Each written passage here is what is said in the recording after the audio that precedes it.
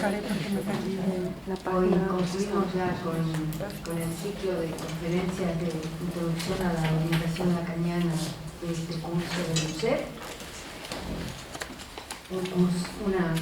Un ciclo en el que siempre intentamos abordar cuestiones importantes de psicoanálisis para un público profano, para personas que a lo mejor se acercan por primera vez a escucharnos. Y por eso mismo, con Gustavo Bersal, decidimos tratar de responder en las conferencias a la pregunta ¿qué es el psicoanálisis lacaniano? También dije en la presentación del ciclo que las conferencias iban a ser como un aperitivo, donde esperamos que este aperitivo despierte quizás un apetito de saber más sobre lo que es nuestro discurso y nuestra práctica. Hemos abordado entonces en este ciclo temas cruciales como la cuestión de la cura, cómo concebimos la cura en la orientación lacaniana, fue la primera conferencia que dictó Gustavo Bersal y con la cual se abrió el ciclo. También Andrés Borreguía nos habló de la función de la palabra, puesto que la palabra es el único medio de nuestra acción psicoanalítica. Rosa López abordó un tema también crucial, que es el del campo del goce, como núcleo al que apunta nuestra intervención, es decir, cambiar o rectificar algo de la relación del sujeto con la satisfacción. Vilma Cocós nos habló de la estructura trinitaria del ser hablante, real, simbólico e imaginario, una estructura con la que Lacan esclarece nuestra práctica clínica. Y finalmente, hace muy poquitos días, yo hablé del tiempo de las sesiones, diciendo, tratando de demostrar por qué no se rigen por el reloj. Hoy vamos a concluir entonces este ciclo con una conferencia sobre autismo, que nos va a dictar nuestro colega querido Iván Ruiz, que ha titulado su intervención El autismo y lo cotidiano. Iván Ruiz es psicoanalista en Barcelona, miembro de la Escuela Lacaniana de Psicoanálisis y de la Asociación Mundial de Psicoanálisis. Es también director de una película, un documental que aquí está, que aquí tenemos en algunos ejemplares en la mesa. Se titula Otras voces, una mirada diferente sobre el autismo. Es una película excelente, conmovedora, verdaderamente recomendable, que debería ver todo el mundo, porque no solamente nos enseña lo que es el autismo, sino también nos enseña cómo los psicoanalistas lacanianos abordan el tratamiento tan complejo de un niño autista. La película está a la venta, además, por si alguien la quiere adquirir. Recién ahora parece ser que se ha podido empezar a vender, porque había cuestiones relativas al distribuidor que hasta ahora no se había podido vender al público. Iván Ruiz también es coordinador del grupo de investigación que se titula Para una práctica entre varios en la sección clínica de Barcelona. Y también responsable de los espacios terapéuticos de la Asociación TEADIR de padres, madres y familiares de personas que padecen autismo. Como ven, su currículum está estrechísimamente ligado a la cuestión del autismo. Además es también coautor, junto con Neus Carbonell, de un libro imprescindible para las personas interesadas en este tema, que hace unos meses justamente presentamos aquí en la sede de la Biblioteca de Orientación Lacaniana, aquí en nuestra sede de Madrid. El libro se titula No todo sobre el autismo, y es excelente porque no solo nos enseña sobre el autismo, sino también nos enseña cómo el psicoanálisis de orientación lacaniana concibe la estructura del ser hablante, su relación con el otro, su relación con su cuerpo y su relación con los objetos. Ustedes quizás se pregunten por qué concluir este ciclo con una conferencia sobre autismo. No solo es por el hecho de que la cantidad de niños diagnosticados de autismo ha aumentado hasta 10 veces en los últimos 20 años, como dice Miquel Bassols en el prólogo del libro. Un hecho que de por sí ya merece una interrogación, y en algún momento de su charla me gustaría preguntarle a Iván cuál es su interpretación sobre este fenómeno tan espectacular. Es también un libro en el que vemos cómo el tratamiento de sujetos autistas, en él se plasma de manera muy precisa la agudeza de la escucha y la versatilidad de los analistas de orientación lacaniana, los que fundamentalmente se orientan por la última parte de la enseñanza de Lacan, que abre las puertas y nos permite acceder a algo que antes parecía imposible: cómo tratar a un niño que se presenta desconectado del otro, que no habla, no juega, no se comunica, como los demás niños, que presenta una serie de conductas estereotipadas, polarias, etcétera, etcétera. Que en definitiva se recluye ensimismado en una burbuja que él mismo ha creado para protegerse de un mundo que le resulta enormemente hostil y peligroso. A diferencia de los manuales de diagnóstico, que para diagnosticar solamente se basan en lo que ven, reduciendo al ser humano a una serie de comportamientos para determinar lo que estadísticamente consideran que es normal y aplicar el fármaco correspondiente, el psicoanálisis de orientación lacaniana considera que el autismo es la respuesta de un sujeto, su manera de decir no al otro, es una decisión insondable de encerrarse en sí mismo que le va a acarrear gravísimas consecuencias. Voy a terminar esta introducción leyendo una cita del libro, porque yo no lo podría decir mejor.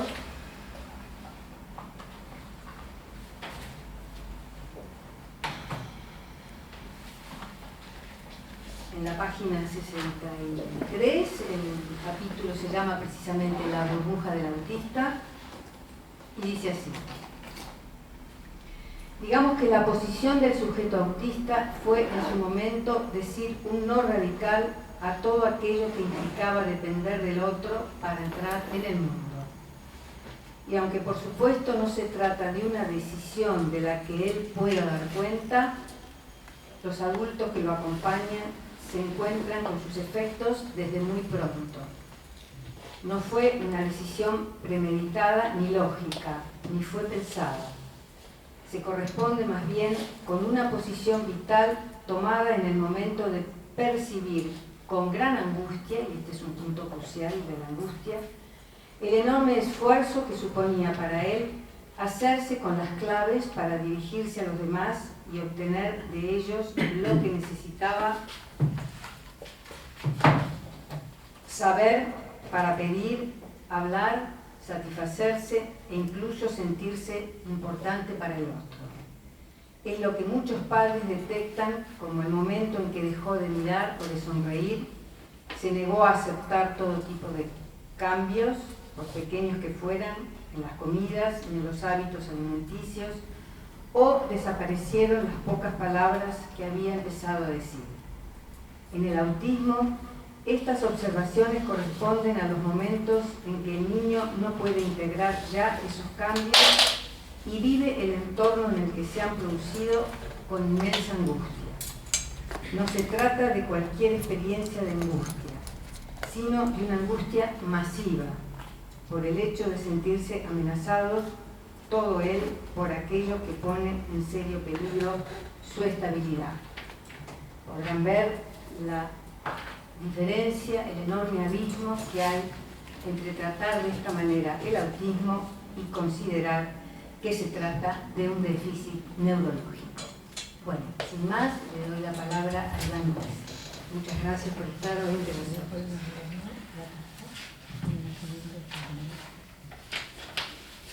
Muchas gracias a Nuncep. Buenas noches, gracias a Nuncep y a Amanda Goya y a Gustavo de Sal por haberme invitado a hacer esta conferencia, que en realidad para mí forma parte de un trabajo de investigación en curso.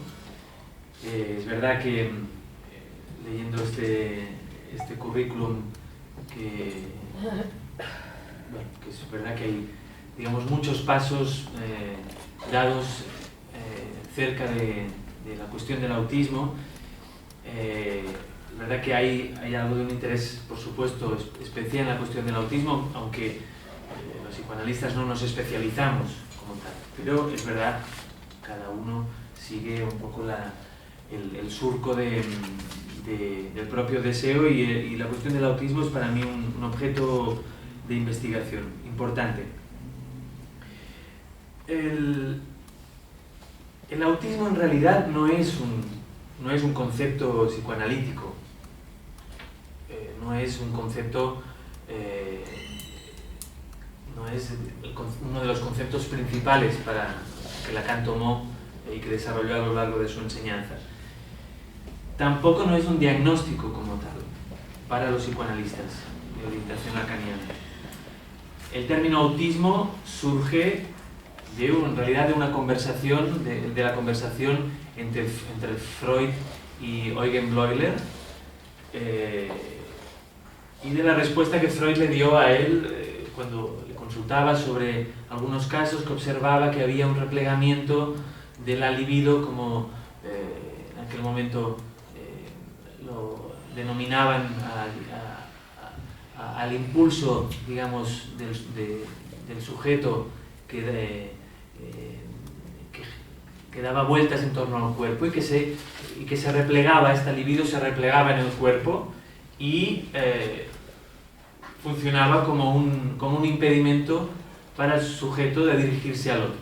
Y entonces Freud le propuso utilizar este término de autismus, que proviene del griego autos, el sí mismo, para, digamos, intentar explicar un tipo de fenómenos que Bleuler se encontraba en algunos de sus pacientes. Es decir, que ya desde el inicio la cuestión del autismo aparece en el psicoanálisis como un modo en el que, una manera como la pulsión, este término inventado por Freud, como la pulsión sigue un circuito muy particular, que es un circuito de satisfacción, de una satisfacción que se satisface sola, digamos así.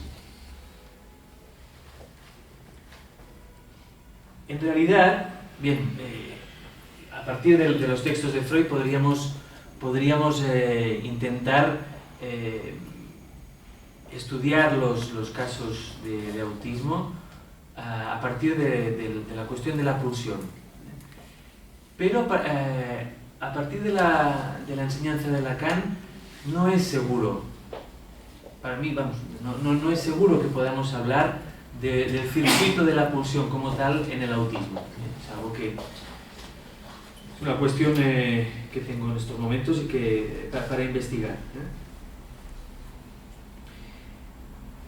Lo que para mí es claro es que la cuestión del autismo es una puerta de entrada en estos momentos al psicoanálisis de orientación lacaniana. Y con esta conferencia voy a intentar dar algunos ejemplos. ¿Por qué el autismo, si es que existe, hablaríamos más de la sintomatología autista en algunos sujetos? ¿Por qué, si esa sintomatología está en la mayor parte de las veces en el lado, digamos, más opuesto al de la palabra, incluso no existiendo la palabra como tal, porque a pesar de eso es una entrada, puede ser el estudio del autismo una entrada al psicoanálisis de orientación lacaniana. En realidad, la orientación de Jacques-Alain Miller y las investigaciones de Eric Laurent, de las cuales tenemos algunos libros y textos importantes en castellano, el último de ellos, quizás alguno lo conozca, La batalla del autismo, editado por la editorial Grama.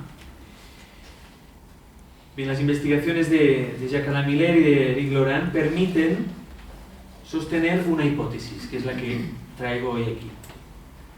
Una hipótesis referida al autismo, a la posición autista de un sujeto. Y es que la posición autista de un sujeto sería un modo radical de estabilización del sujeto. Es decir, una posición que el sujeto toma en un momento dado, Amanda Boya ha hecho ya referencia a esto, un modo de estabilización que de entrada protege al sujeto de la angustia masiva.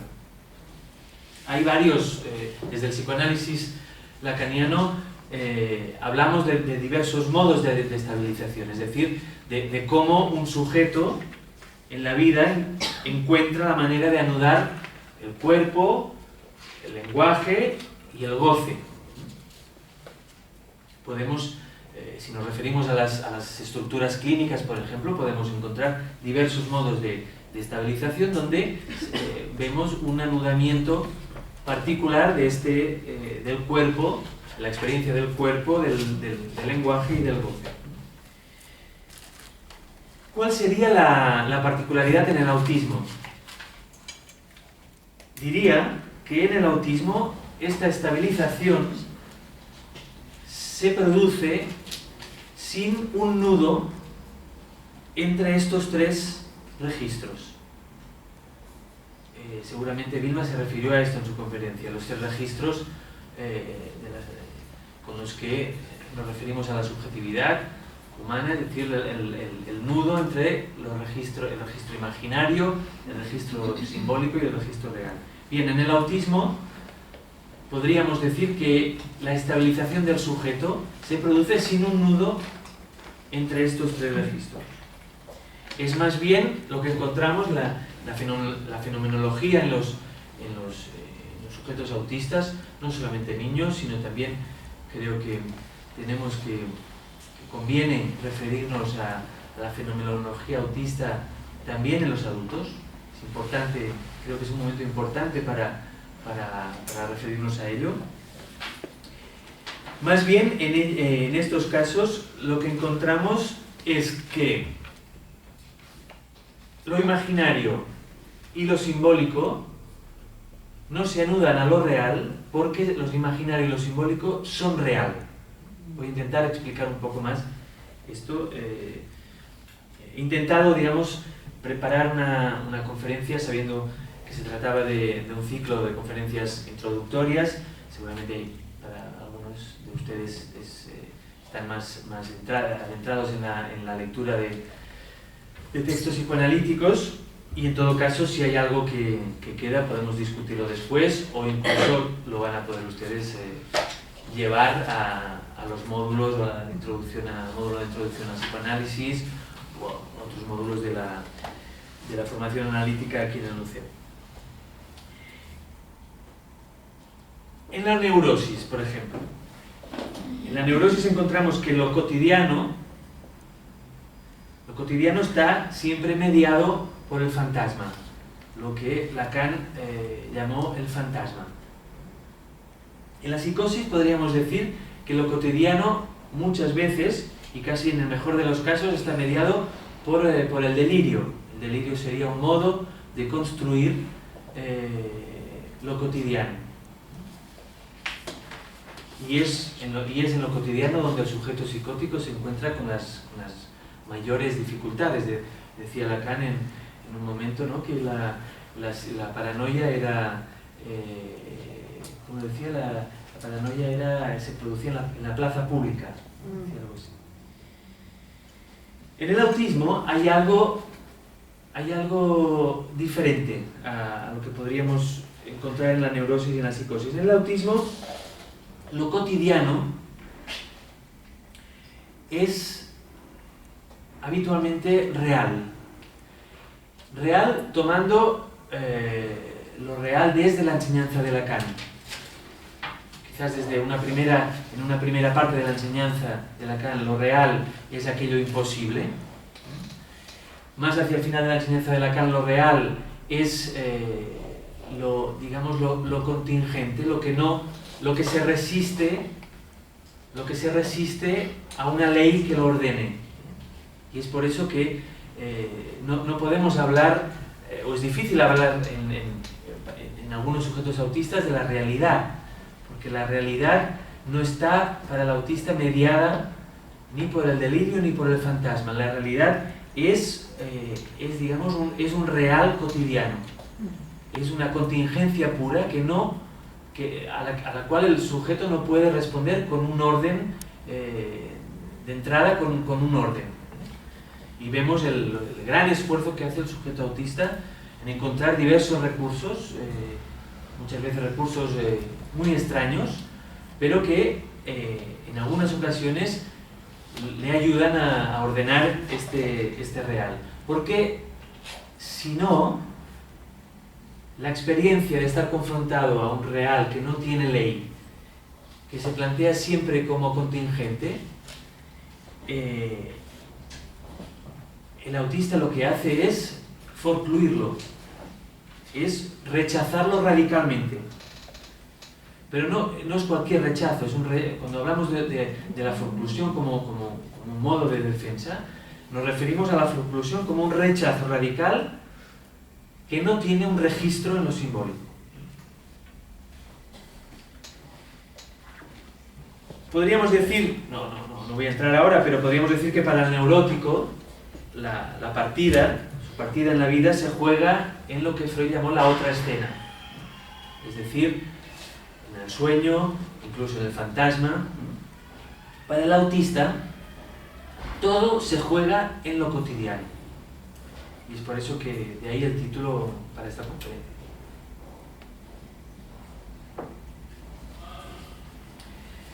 Para Lacan, todo sujeto puede vincularse con el otro a condición de que este otro esté agujereado, a condición de que el sujeto haya podido extraer del otro el objeto. Es decir, la única posibilidad de vincularse con el otro es cuando al otro le falta algo. ¿Qué pasa cuando un sujeto no puede, no llega a poder considerar que al otro le falta algo? Lo que se produce es que, lo que vemos es que el sujeto tiene que enfrentarse con un otro que es un otro de pura presencia. Un otro que no puede faltar, al que no le falta nada y por lo tanto no puede faltar. Es decir, un otro en presencia continua. ¿Qué significaría? ¿A qué nos referimos cuando hablamos de que el sujeto extrae del otro el objeto? Por ejemplo, la palabra o la voz, como se refiere Lacan a la voz, al objeto voz, en el seminario sobre la angustia, cuando Lacan habla de que el sujeto incorpora la voz del otro.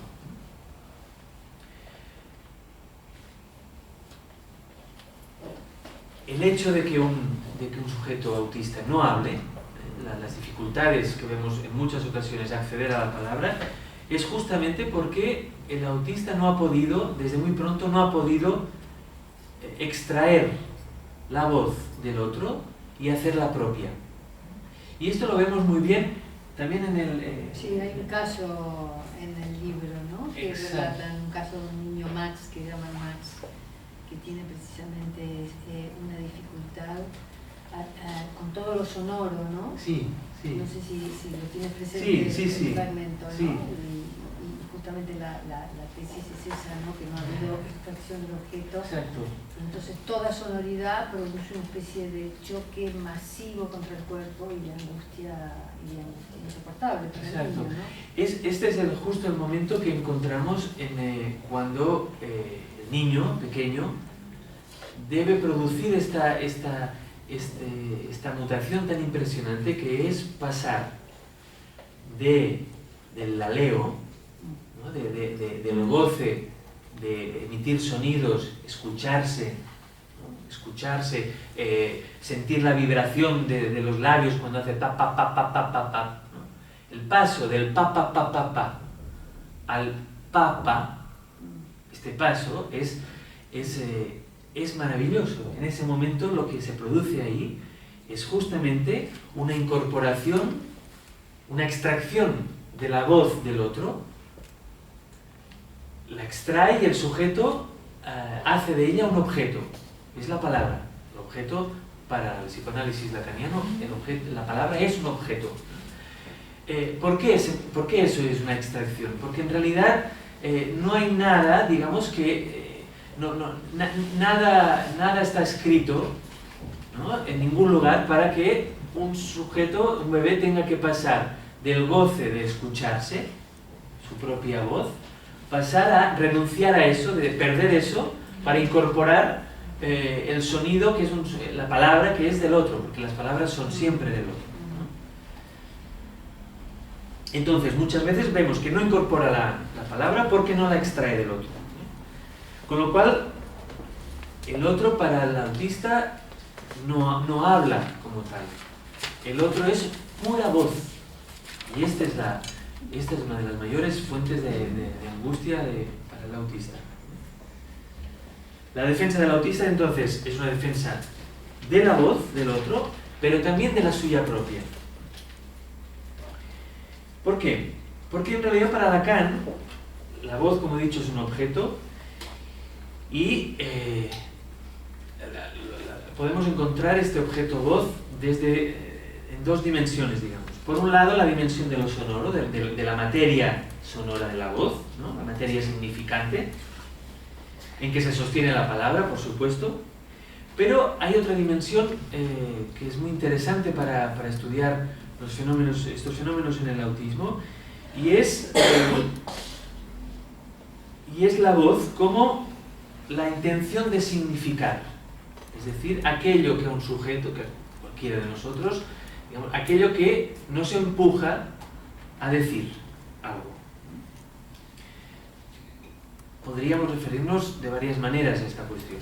Lacan, en el seminario sobre la angustia, un seminario que les recomiendo, habla, por ejemplo, de las voces alucinadas en la psicosis, como estas voces que están más allá del soporte sonoro, más allá de la materia significante, que no tienen un referente sonoro. O la voz, por ejemplo, de la conciencia moral también. Es esta dimensión la que en realidad ante la cual el autista se defiende. La voz como la intención de significación del otro. Pero es la intención de significación del otro y la suya propia. El autista se defiende de su propia voz. Y es por eso que podemos ver, por ejemplo, en casos de sujetos autistas que han accedido al lenguaje, que incluso tienen el lenguaje para ellos, la palabra es un recurso muy importante. Podemos ver fenómenos, por ejemplo, de voces monocordes, por ejemplo, o sujetos que hablan con frases escuchadas en otros lugares y que las hacen propias, pero las dicen de tal manera que no se sabe bien quién habla. Es más bien, son sujetos hablados. La palabra, digamos, funciona sin una subjetivación sin la subjetivación del sujeto, ¿no?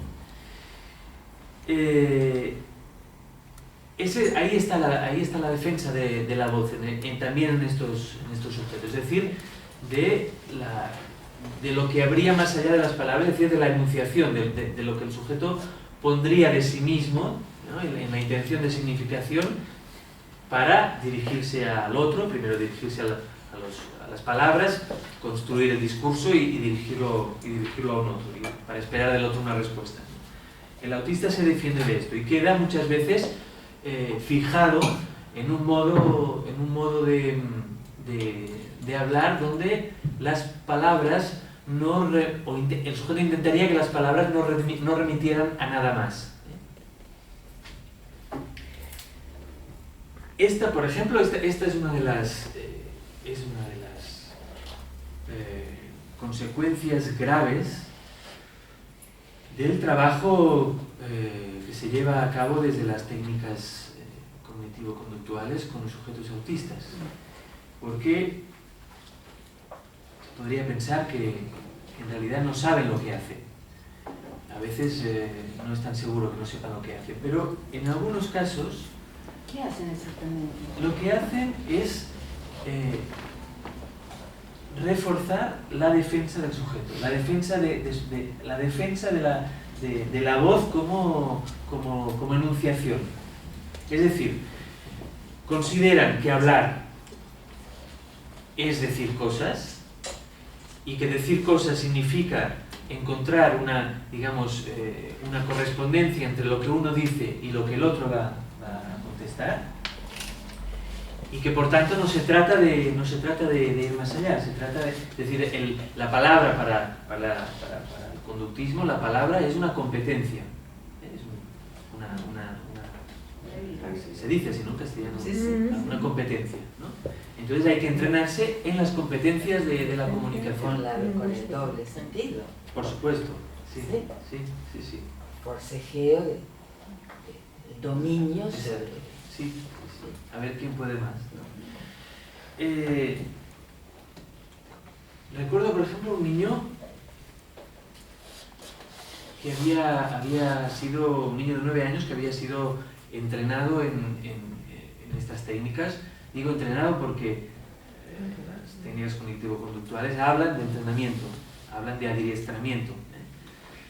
Había sido entrenado en estas técnicas y era un chico que era impresionante porque él podía responder a todo lo que se le preguntase, incluso con palabras, con una entonación, digamos, muy como si fuese una máquina, sin afectación, no solamente a las palabras, sino podía responder a, si se le decía hola, se giraba, sonreía y decía hola. Un autómata. Como un autómata. Entonces, es un chico, digamos, los padres durante un tiempo habían apostado por este trabajo y realmente habían conseguido poder transitar por lo cotidiano, ¿no?, con este chico. Pero había algo que empezaron los padres a darse cuenta que no funcionaba, que esto sucede en algunas ocasiones cuando los niños empiezan a hacerse mayores. Digamos, se ha conseguido, ¿no?, se ha conseguido que los niños se sienten para comer, que digan buenos días, que se vayan a dormir. Se ha conseguido, digamos, una regulación de la vida cotidiana, cosa que, en fin, es un objetivo de los padres legítimo, por supuesto. La cuestión es la cuestión es que muchas veces esta regulación de la vida cotidiana no permite la regulación a otro nivel, que es al nivel que a los psicoanalistas nos interesa, es el nivel del deseo. Por ejemplo, lo que le pasaba a este niño a la hora de comer. Él se sentaba, era educado, esperaba el primer plato, empezaba a comer con el cuchillo, todo normal, hasta el momento en que o bien se acababa la comida del plato, o bien el otro le decía que no podía comer más porque estaba ya comiendo demasiado. En ese momento lo que este niño hacía cada vez más era empezarse a golpear de una manera tremenda en el pecho. Yo presencié alguna escena de esta, realmente era impactante, ¿no? Y salía corriendo, y los padres lo que hacían en casa es, los padres me decían que hacían en casa es que salía corriendo gritando y se encerraba en su habitación y se estiraba en la cama. ¿Cómo se podría entender, digamos, lo que pasaba en este momento? Bien, para mí esa escena explicaba realmente lo que estaba diciendo ahora, ¿no? Es decir, que había todo el nivel de la regulación, el nivel en el que el lenguaje servía para encontrar una correspondencia con el otro, pero en el momento en el que había el corte, es decir, una interrupción del circuito de la satisfacción que este chico encontraba con el alimento, con lo oral, en ese momento este chico los recursos, digamos, enseñados, ¿no? este lenguaje inyectado en el sujeto, no le llegaban para soportar la angustia que implica perder el objeto de la satisfacción. Entonces se veía muy bien ahí. No había, para este niño, hay un conflicto enorme con la cuestión del deseo. Porque en ese momento ese niño no era, digamos, un niño que se satisfacía comiendo. En ese momento era un sujeto plenamente, él era la satisfacción, digamos. Él estaba plenamente identificado a la satisfacción. Entonces, lo que se producía ahí era realmente una angustia en el cuerpo y que este niño intentaba, digamos, soportar por medio del dolor, ¿no? y del golpe, un golpe que digamos, seguramente le devolvía un cierto estatuto de cuerpo, de tener un cuerpo que en el momento en que se interrumpe la satisfacción con el objeto oral, la idea de cuerpo seguramente para este niño dejaba de existir. Bueno, estamos hablando, por supuesto, de hipótesis, pero es un fenómeno a tener en cuenta y que encontramos de otras maneras. Entonces, bien, el conductismo en el siglo XXI sigue dos líneas fundamentalmente. Por un lado, llevar la rectificación de la conducta hasta el límite de anular al sujeto, y por el otro, este es el lado, digamos, de las técnicas más conductistas, el ABA, todo este tipo de técnicas sobre el cuerpo, pero no desde la palabra, sino desde el ejercicio del control del cuerpo. Y un segundo, digamos, una segunda línea más moderna, digamos así, que es la entrada del conductismo en el campo de la cognición. Entonces encontramos cómo el cognitivismo hoy considera el autismo como un error en la cognición. Para el cognitivismo el sujeto es pura cognición, por tanto no hay angustia, no se contempla la angustia. Si desde Lacan consideramos el autismo como una posición, como decía Amanda, de defensa radical ante la angustia, para el cognitivismo es un error de razonamiento. La angustia es un error de razonamiento. ¿La angustia o el autismo? Perdón, el autismo, sí. Y la angustia como un efecto de sujeto, para nosotros como un efecto de sujeto, un déficit en la cognición. Lo dice Birger Selling, para los que estén interesados en leer el testimonio de un sujeto autista que llegó a la escritura por medio de la ayuda de un terapeuta, llegó a escribir su experiencia personal. Dice allí Birger Selling: es una tontería transformar los problemas importantes en simples problemas de razonamiento, tal y como Gisela lo hace. Gisela fue una terapeuta que tuvo. Ella, dice, trabaja exclusivamente a partir de la teoría, según la cual la angustia sería un error de razonamiento. Pero la angustia es algo que no puede entenderse tan fácilmente, dice. Es un disfuncionamiento de un peso tan extraordinario que no puedo describirla. Esto lo dice en un libro que se publicó bajo el título Un alma prisionera.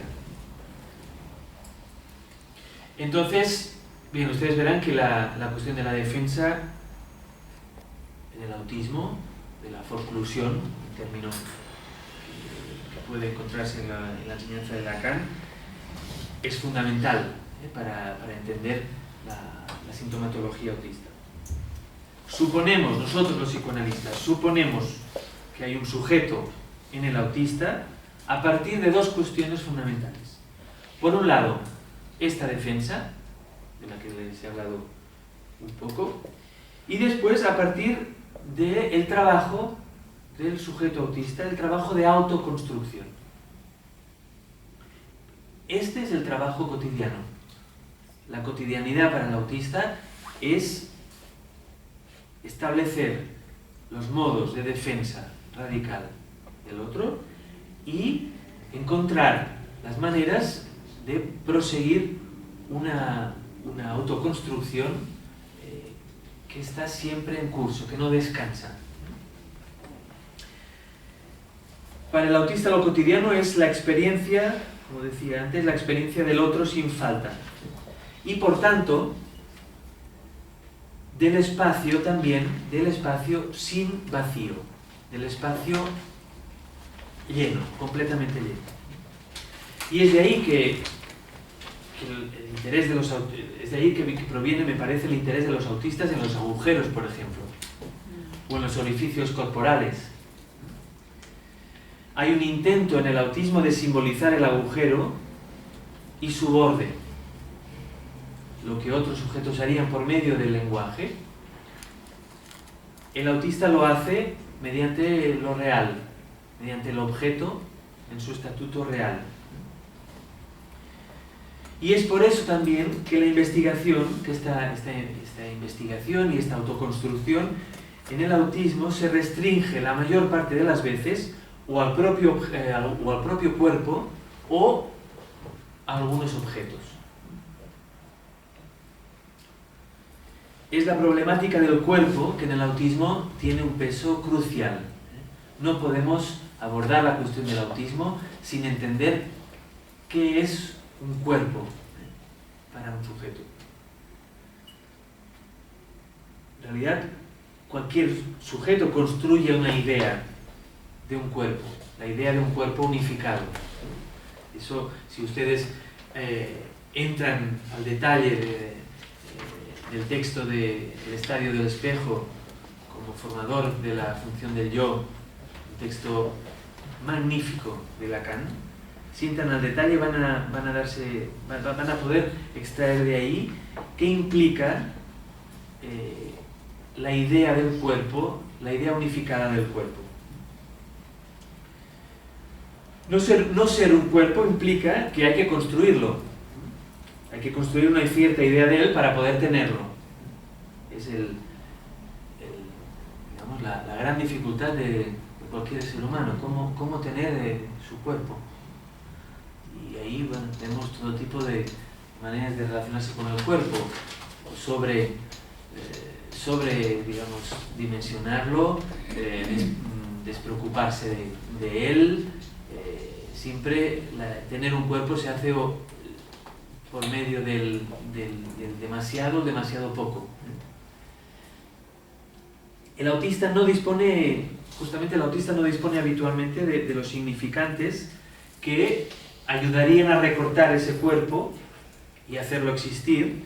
Es decir, no dispone de las palabras que para cualquier...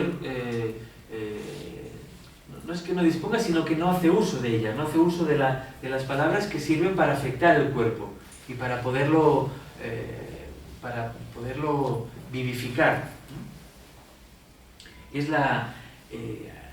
Aquí me estoy refiriendo a una aportación de Lacan en su última enseñanza, que es cómo los significantes, cómo el lenguaje afecta al cuerpo, muerde el cuerpo.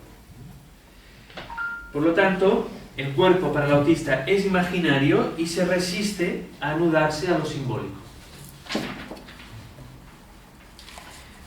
Vemos en algunos casos, sobre todo de niños autistas, el trabajo tan inmenso que hacen con la imagen, para poderla, por medio de la imagen, hacerse un cuerpo. A falta, digamos, de significantes, a falta de lo simbólico, el autista recurre a la imagen de una manera tremendamente artesana para construirse un cuerpo. Es decir, esa imagen que el niño adquiere del espejo de manera ¿no? inmediata, como es algo que se produce, que el niño reconoce algo en el espejo, que digamos, intuye que algo tiene que ver con él, ¿no? Que recibe del otro el estatuto simbólico de esa imagen eres tú, ¿no? Y cómo el sujeto de ahí pierde, digamos, toda una serie de experiencias corporales fragmentadas y adquiere una idea de unidad. Todo eso que el autista no hace, lo va a hacer, en el mejor de los casos, de una manera artesana. Como artesano me refiero a paso a paso. Y por ejemplo, yo recuerdo un niño, un caso del que aprendí muchísimo, porque es un niño que no tenía lenguaje, durante muchos años no utilizaba las palabras, y a partir de un momento concreto del tratamiento, empezó un trabajo con el espejo, lo inauguró él. Yo lo que hice, como hacemos también parte de las veces, es seguirle en su trabajo, acompañarle. El trabajo consistía en situarse delante de un espejo, tenía en el despacho, y a mí me hacía situarme detrás. Siempre, con este niño, siempre me tuve que situar detrás de él, e incluso cuando todavía no había, digamos, empezado este trabajo con el espejo. Detrás significa fuera de su campo de visión. No es seguro que un autista que no habla tenga la idea de que detrás de él hay algo. No es seguro. El campo de visión es lo que uno... Pero uno va por la vida, cuando uno adquiere una idea sobre sí mismo, va por la vida teniendo la idea de que tiene un detrás, ¿no? Que la parte de atrás existe. Bueno, en el autismo no es seguro. Este niño, hubo un momento a partir del cual empezó a considerar todo aquello que estaba detrás suyo. Y entonces en las sesiones se situaba delante del espejo, me situaba detrás, y en un primer momento él hacía toda una serie de gestos en el espejo con la cara, reía, abría la boca, cerraba los ojos, ponía la mano, como si fuese prácticamente un director o un informático, ¿no? De estos informáticos que se dedican a hacer las películas de animación, ¿no? Y que diseñan en el ordenador la imagen, cada imagen cómo se mueve. Es decir, cada pequeño gesto implica volver a dibujar esa imagen y volverla a relacionar con cada uno de los elementos que la acompañan, ¿no? Entonces la mano como gira, el gesto, ustedes saben a lo que me refiero, ¿no? De hecho, Tim Burton, este director de cine, es un caso muy interesante para estudiar, bueno, porque él mismo lo ha dicho, porque él mismo dice que el trabajo inmenso que él necesita hacer, Tim Burton, él construye los muñecos que le aparecen en sus películas con plastilina, él las hace, lo va rectificando, es un modo de hacer un cuerpo, ¿no? Trabaja así. Pues bien, este niño había algo así, es decir, construir cada pequeño gesto, reproducirlo en el espejo para de ahí obtener otro trozo de su imagen, ¿no? Y además lo que hacía es que cogía un objeto, miraba al espejo, me lo daba, y fuera de su campo de visión, pero en el espejo, él se hacía una idea del espacio, de lo que implicaba coger un objeto aquí y cambiarlo, y dárselo al otro. Cuando digo artesano me refiero a eso, es decir, a un trabajo inmenso.